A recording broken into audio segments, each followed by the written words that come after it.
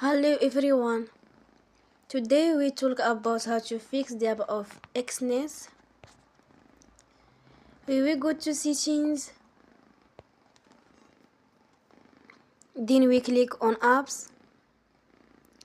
After that we search the app Exness and we click. Then we will on for stop. After that we go to storage. Then we click on clear cache.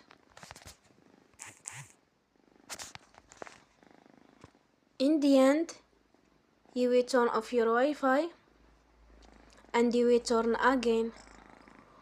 Don't forget to support us by like and subscribe.